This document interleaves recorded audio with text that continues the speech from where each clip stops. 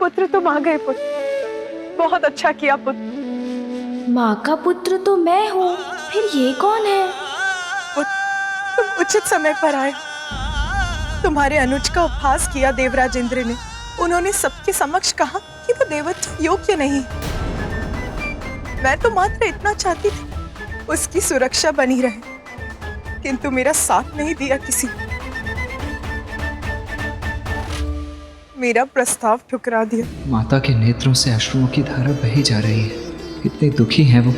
जो वो कह रही हैं मेरी समझ में भी नहीं आ रहा है, और पिताश्री भी कुछ नहीं कह रहे हैं। यदि आप मेरा समर्थन करते स्वामी, तो देवराज इंद्र इतना कुछ कहने का कभी तो साहस नहीं करते। गजानन को लेकर तुम्हारी चिंता मैं समझ सकता हूं। उसी का समर्थन किया मैंने। गजानन को उसके जन्म के कारण देवत्व नहीं प्रदान किया जा सकता। उसे देवता पद इसलिए नहीं दिया जा सकता क्योंकि वो हमारा पुत्र है। उमा, योग्यता तो दीपक के ज्योति के समान अपने प्रकाश से गहन अंधकार को भी भेद देती है। अपना मार्ग स्वयं प्रतिष्ठित करती है। अपने कर्म और योग्यता से ही गजानन को संसार में अपना स्थान बनाना होगा। यही उचित है। उचित है स्वामी, सर्वथा उचित है। मुझे भी गजानन के लिए देवताओं से भिक्षा नहीं चाहिए। गजानन? हाँ पुत्र, मैंने देवताओं की चुनौती स्वीकार कर ली। तुम्हारा अनुज गजानन अपनी योग्यता, अपने कर्म के आधार पर ही देवत्व प्राप्त करेगा, जन्म के आधार पर नहीं। मैं बनाऊंगी उसे देव। मेरा अनुज गजानन? देखो तो, मैं तो तुम दोनों की भेंट करवाना ही भूल गई।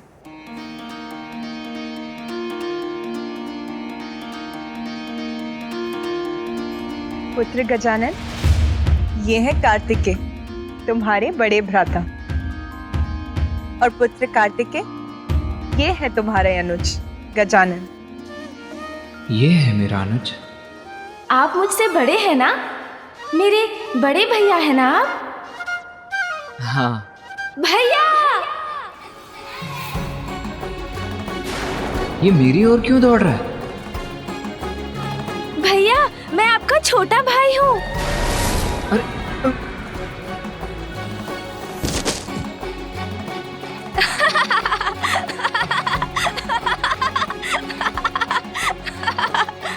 भैया, आप तो मेरा भार भी नहीं संभाल सके।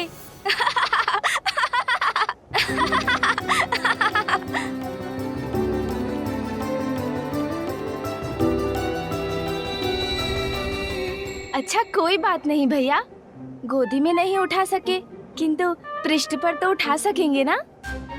अरे ये क्या कर रहे हो?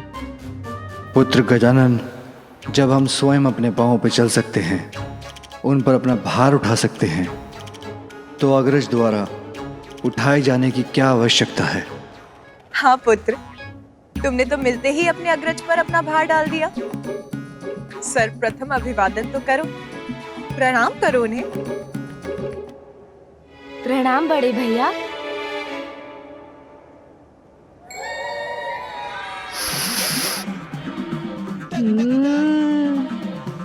लड्डू पूरी थाल भरकर। भैया, बोलो। आपको आपत्ति ना हो तो आपके पीछे रखे उस थाल से कुछ लड्डू मेरी ओर बढ़ा दीजिए ना।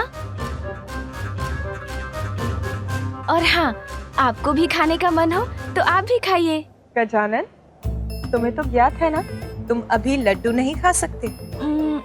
खाने दीजिए ना माँ, उसे भूख लगी होगी।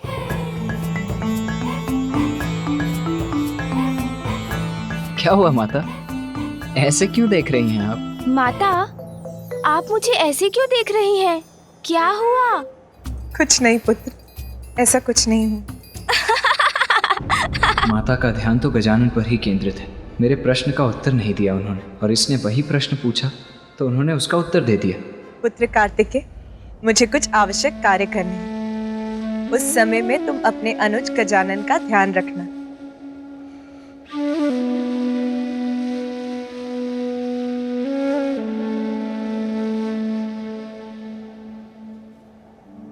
प्रतीत होता है माता को तो मेरी तनिक भी चिंता नहीं। मैं इतने समय पश्चात लौट कर आया हूं, किंतु न उन्होंने मुझे अपने पास बिठाया न ही मुझसे कुछ बातें की।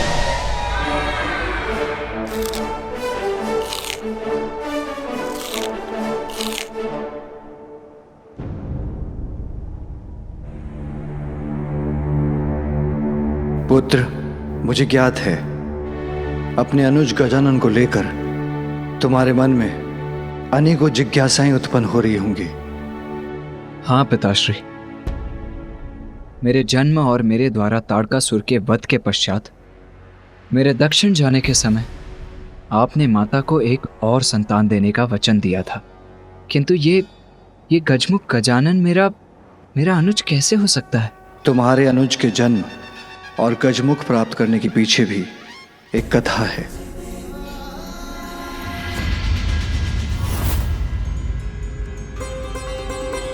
मात्र माता पार्वती और भोलेनाथ का पुत्र होने कारण हम उन्हें वो पद प्रदान कर दें जिस पद की योग्यता प्रमाणित करने के लिए उन्होंने अब तक कुछ भी नहीं किया।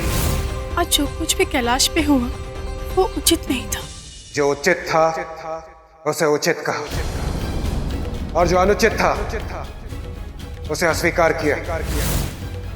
देवत्व प्राप्त करना इतना सरल नहीं है, और ना ही देवता बन देवता के दायित्वों का निर्वाह करना बिना अपनी योग्यता प्रमाणित किए किसी को भी देवत्व प्रदान किया जाना सर्वथा अनुचित। इसीलिए देवता पद की महिमा को स्थापित रखने के लिए उचित का साथ दिया। जो हुआ वो उचित था या अनुचित ये तो समय ही बताएगा, किंतु जो आपको करना था आप कर चुके स्वामी। फिर पुनः सभा बैठाकर सभी सभासद देवताओं से अपनी ही प्रशंसा को सुनने की आपकी इच्छा कहाँ तक उचित है स्वामी?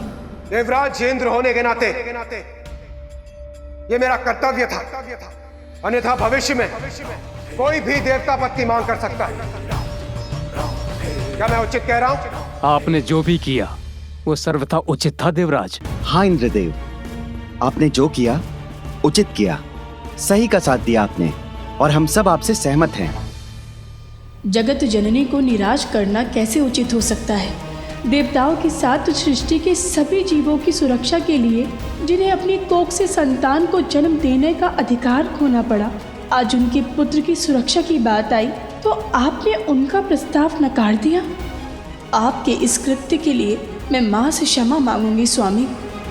भरपेट खाऊंगी मैं स्वादिष्ट भोजन। उस बालक ने अब तक तो सिंदूरा का वध कर ही दिया होगा। अब मैं बन चुकी हूँ पाताल लोक की रानी।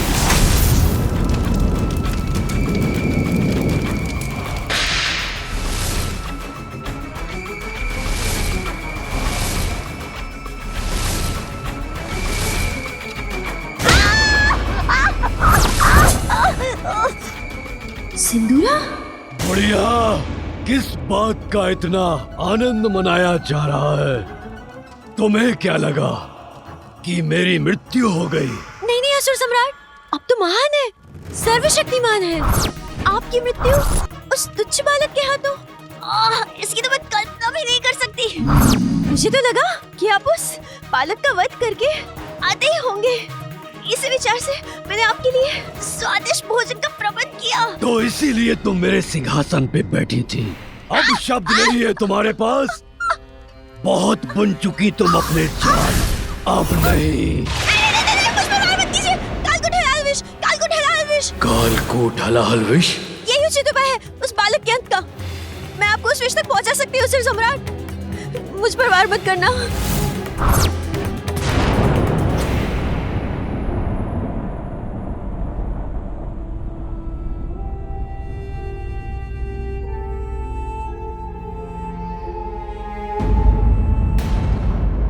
मेरे पीछे मेरी परछाई बनकर कौन आ रहा है?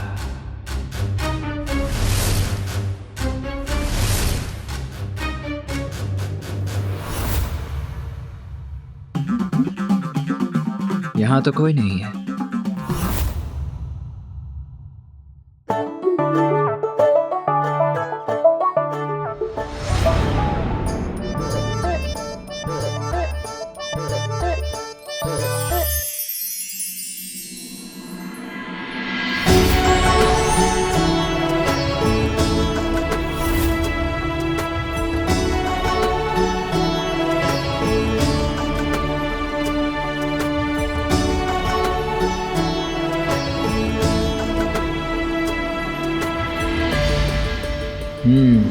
तो जो भी था उसने कक्ष में प्रवेश कर लिया है। अब तो उसका सामना करना ही होगा। माँ, मेरा मन बहुत अशांत है माँ। आज जो कुछ भी हुआ वो उचित नहीं था। मेरे स्वामी से जो भी भूल हुई उसके लिए उन्हें क्षमा कीजिएगा माँ। मैं आपसे विनती करती हूँ।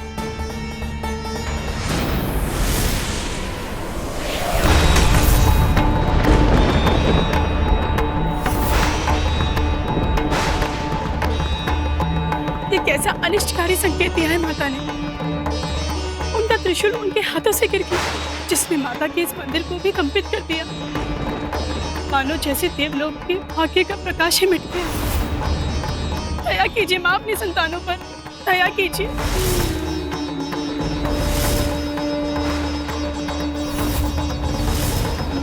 अतः तो अत्यंत कुपित प्रतीत होती। उनके कोप के प्रकोप के कारण कहीं अनर्थ ना हो जाए।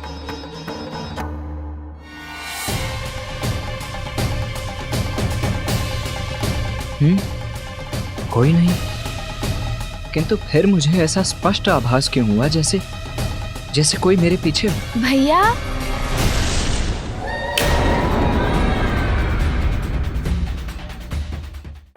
किसे ढूंढ रहे हैं? बार बार पीछे मुड़कर देखते हैं किंतु कोई दिखाई नहीं देता।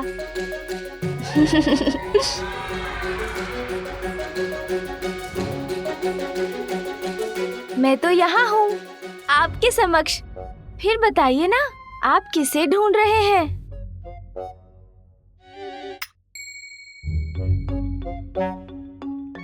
मेरा दंड बालकों की क्रीड़ा के लिए नहीं है गजानन, इससे तुम्हें हानि हो सकती है।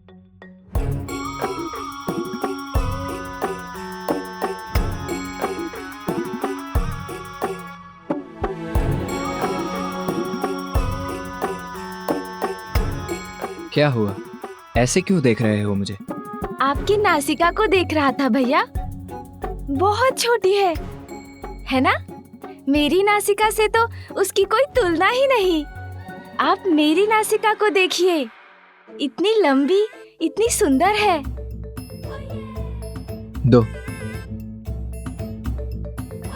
अरे, आप तो बुरा मान गए।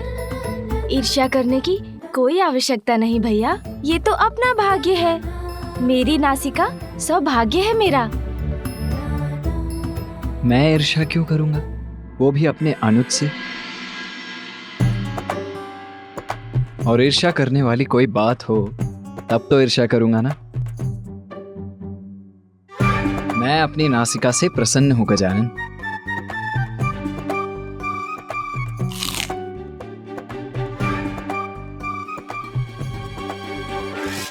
अब आपको कहना ही होगा ना कि आप प्रसन्न हैं। दूसरी नासिका तो प्राप्त नहीं कर सकते ना, और नासिका भी छोटी है। कोई बात नहीं, किंतु आपका शरीर कितने दुर्बल हैं आप। प्रतीत होता है ठीक से खाते भी नहीं आप।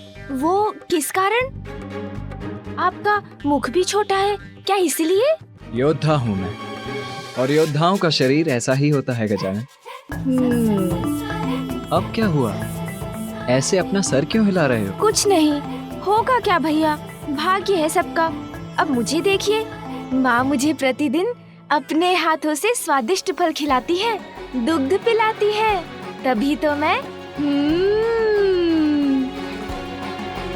और आप इस सुख से वंचित जो है। सत्य तो ये है कि माँ मुझसे बहुत बहुत स्नेह करती है। माँ तो मुझसे भी बहुत स्नेह करती है गजानन। हो सकता है, किंतु मैं छोटा हूँ ना, कदाचित इसलिए पिताश्री, नाना जी, नानी जी सर्वाधिक प्रेम तो मुझसे ही करते हैं। और मैं आपका अनुज हूँ, इसलिए आप भी तो मुझसे अधिक स्नेह करते हैं, है ना भैया? हाँ गजानन, तुम तो अनुज हो मेरे। तो भैया, मैं आपके वाहन मयूर से भेंट कर सकता हूँ? बहुत चतुर हो तुम। कितने सुंदर, कितने भव्य है ना वो। हाँ, अवश्य। असुर सम्राट, आप मुझ पर व्यर्थ संदेह कर रहे हैं। इतनी मूर्ख नहीं हूँ मैं। आपके लिए मैंने एक ऐसा उपाय ढूंढा है जिसे काटने का उपाय त्रिदेवों के पास भी नहीं है। क्यों बुढ़िया, तुम अपनी प्राणों की रक्षा के लिए कोई नवीन कुचक्र तो नहीं बना रही हो? तुम्हें ज्ञात भी है किस कालकूट हलाहल विष की बात कर रही हो तुम? त्रिदेव भी जिसे नहीं काट सके वो है हलाहल विष। वो तुम्हें कहां से प्राप्त होगा? कुचक्र नहीं असुर सम्राट, कुचक्र नहीं।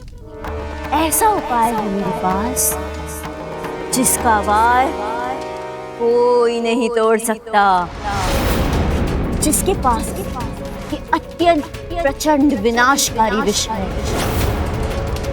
याद है मुझे उसका नाम, और वो है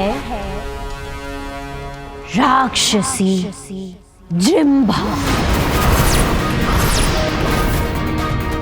जहाँ एक ओर देवराज इंद्र के साथ अन्य देवता थे, वहीं दूसरी ओर असुर सम्राट चक्रवर्ती बलि के साथ थे समस्त असुर। और तब मंथन के समय सागर से निकला कालकूट हलाहल विष। कालकूट विष के कारण संपूर्ण जगत में विनाश का संकट छा गया। यहाँ तक कि देवताओं की दिव्य शक्तियां भी उस विष से उन्हें सुरक्षित रखने में असमर्थ थी। देवता और असुर दोनों ही ये समझ गए थे कि यदि अब उनकी कोई रक्षा कर सकता है तो केवल महादेव ही कर सकते हैं। महादेव तो देवता और असुरों की सहायता के लिए प्रस्तुत हुए, किंतु देवी पार्वती को इससे आपत्ति थी। स्वामी, पार्वती, मुझे जाना ही होगा, अन्यथा ये हलाहल विष विनाश का सागर बन संपूर्ण सृष्टि को लील जाएगा। नहीं स्वामी, मैं आपको कहीं नहीं जाने दूंगी। सृष्टि की रक्षा के लिए स्वयं को संकट में डालना ये मुझे स्वीकार नहीं। जब तुम मेरा कवच बनकर मुझे सुरक्षित कर रही हो तो भला मुझ पर क्या संकट आ सकता है? मेरे प्रति अपार प्रेम के कारण तुम ये भूल रही हो कि मेरा अनिष्ट असंभव है। तुम्हारा प्रेम ही मेरी सुरक्षा है उमा। सुहागन धर्म की मर्यादा के अनुरूप तुम्हारा आचरण मेरा जीवन कवच है। अपनी मांग को सिंदूर से सुशोभित कर तुम मेरी दीर्घायु सुरक्षित करती हो। सुहागन का गौरव अर्थात नख छिद्र में बाली धारण करती हो गौरी। मंगलसूत्र और उसके काले मोती अनिष्ट से मेरी रक्षा करते हैं। लाल वस्त्र धारण कर मेरी समृद्धि का कारण बनती हो। पाँव की पायल मुझे सकारात्मक ऊर्जा से परिपूर्ण करती है। बिछियाँ धारण कर वंश वृद्धि में मेरी सहभागिनी बनी हो। जिसकी पत्नी इतनी सुमंगली हो उसका कोई अमंगल कैसे संभव है? जब तुम्हारी अनंत शक्ति मेरे साथ है तो मुझे तुच्छ हालाहाल से कोई हानि कैसे पहुंच सकती है? पार्वती, किसी भी अनर्थ का संदेह अपने हृदय से निकाल दो प्रिय।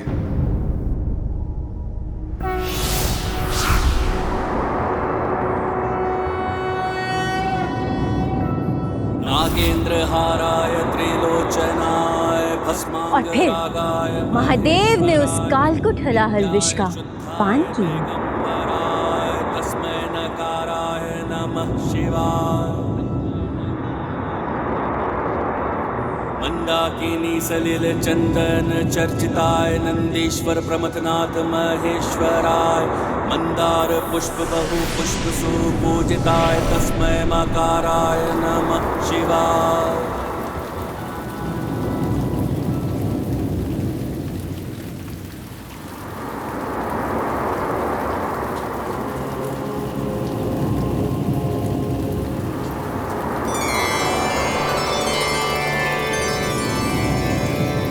और फिर देवी पार्वती ने महादेव की ग्रीवा पे अपना हाथ रखकर विष को वहीं रोक दिया। स्वामी, संपूर्ण सृष्टि तो आपके भीतर ही समाई हुई है, इसीलिए इस विष को अपने शरीर में और आगे मत जाने दीजिए, अन्यथा संपूर्ण सृष्टि नष्ट हो जाएगी।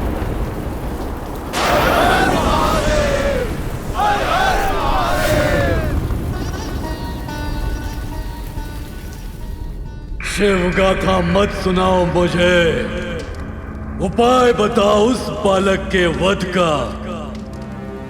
कालकूट हलाहल एक ऐसा विष है जिसे स्वयं महादेव भी अपने शरीर के भीतर नहीं ले सकते।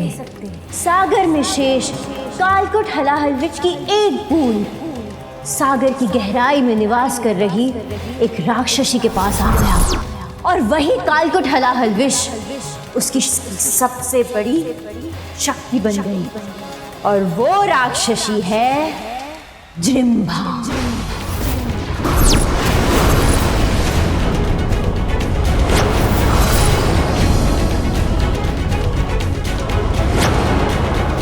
जो विष स्वयं महादेव ग्रहण नहीं कर पाए, उससे उनके पुत्र का क्या होगा?